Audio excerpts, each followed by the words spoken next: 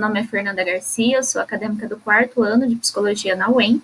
E, em primeiro lugar, gostaria de agradecer pela oportunidade de estar participando do 29º Encontro Anual de Iniciação Científica na UEM. O nome do projeto que terminamos no momento foi o Consumo como Face do Desamparo na Sociedade Contemporânea, um estudo segundo a perspectiva psicanalítica.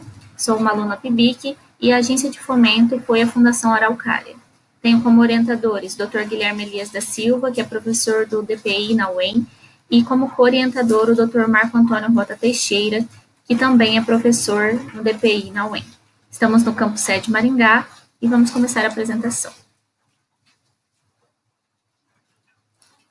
Bom, a pesquisa teve a intenção de estudar o consumo em sua nova funcionalidade, ou seja, como sendo uma moral do consumo, onde esse serviria como mediador ao desamparo, com uma descarga de excesso de libido acumulada.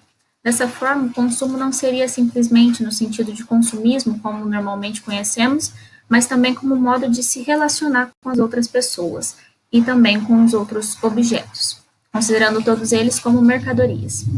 Essa pesquisa serve também de auxílio para a compreensão dos mal-estares atuais, uma vez que esses são muito diferenciados das primeiras pesquisas em psicanálise. Consideramos não só o indivíduo no quesito do seu psiquismo, mas também o contexto e a sociedade.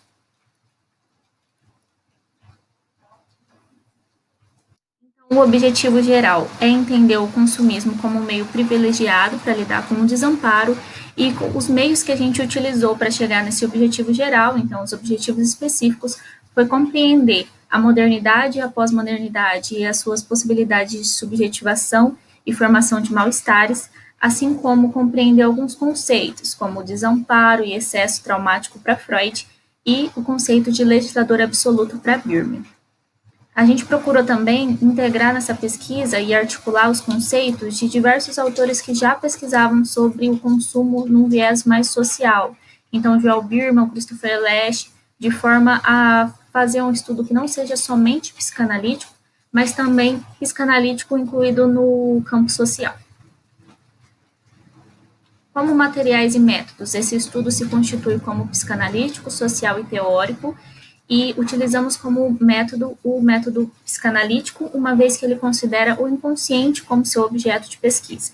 O levantamento de dados foi feito por meio de pesquisa bibliográfica, adotando o procedimento de leitura, fichamento e articulação dos textos selecionados. Para que possamos conversar um pouco sobre os resultados obtidos, é preciso inicialmente explicar sobre a modernidade e a pós-modernidade. A modernidade foi um período pautado por um projeto civilizatório que tinha como principais elementos a racionalidade, a cientificidade e o trabalho como elemento que levaria a um bem-estar social pleno. O projeto civilizatório não foi concretizado com sucesso e todo esse processo fez com que os indivíduos se tornassem muito frustrados e desamparados. E esse processo de frustração deixou os indivíduos expostos a excessos pulsionais, porque eles não possuíam mais referências, verdades absolutas para seguir. As regras civilizatórias eram muito rígidas, tanto nos sentidos individuais como coletivos, mas elas davam caminho para essas pessoas seguirem na sua vida. Sem isso, eles ficaram desamparados. Como consequência, na pós-modernidade, período então posterior a esse projeto civilizatório, os sujeitos buscam constantemente satisfações de desejos pessoais, tomando vantagem das situações e se eximindo de investimentos objetais, que seriam aqueles voltados para os outros, para o contexto, para o social. Ou seja, eles são portadores de subjetividades nitidamente narcísicas. Mas o que seria esse narcisismo? Bom, o narcisismo ele é considerado um retorno ao narcisismo primário, que seria aquele momento da infância, aquele momento dos primórdios da vida, onde o bebê se sente como um todo, se sente como perfeito, como onipotente.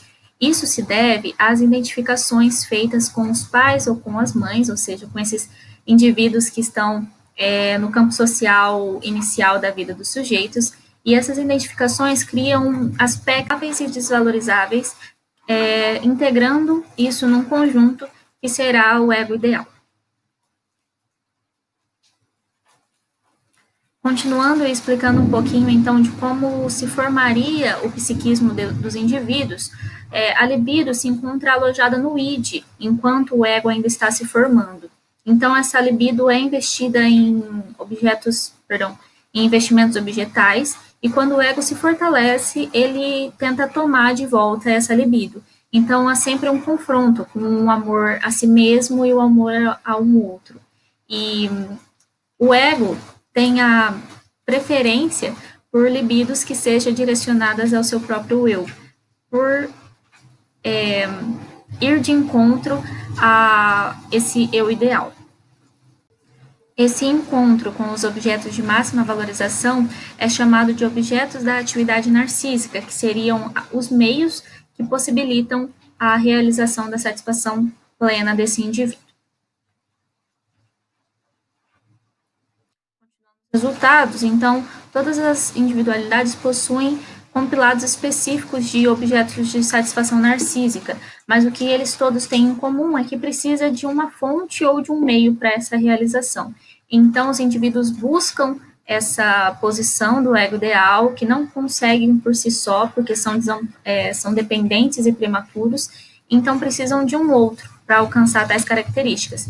Nesse movimento de procurar outros para se satisfazer, é que, segundo Birman, alcançados legisladores absolutos, que seriam figuras narcísicas em que os indivíduos se entregam de uma forma inconsciente e masoquista, uma vez que essas figuras fornecem segurança em troca de devoção, vamos dizer assim. Então, como conclusão, o consumismo pode ser definido em sua nova funcionalidade como uma descarga por meio dessas relações narcísicas, na tentativa de desprender-se do desprazer diante da necessidade de livrar-se do excesso pulsional gerado pelo desamparo.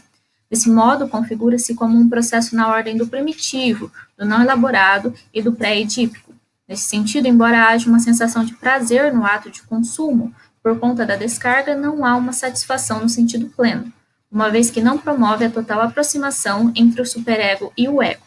Diante disso, o consumo abastece um sistema de significação, na ordem cultural, suprindo uma necessidade simbólica inerente a todos os indivíduos, acabando por funcionar tal qual um código que classifica não só produtos e serviços, mas também indivíduos e grupos. Eu tenho só a agradecer aos meus orientadores, tanto o Guilherme Elias como o meu co-orientador Marco Teixeira, e também à Universidade Estadual de Maringá por me dar a oportunidade de participar da iniciação científica e, mais ainda, à Fundação Araucária por fomentar essa pesquisa. Agradeço também aos meus amigos e familiares que tiveram comigo ao longo de todo o processo. Essas são as minhas referências. E agora eu fico aberta a perguntas e a apontamentos. Gostaria também de esclarecer que o tempo que nós temos aqui é muito curto, então, obviamente, a gente tem que dar destaque somente a alguns elementos. Não dá para explanar toda uma pesquisa de 1 ano e meio. E eu espero que vocês tenham gostado, compreendido o básico, e muito obrigada.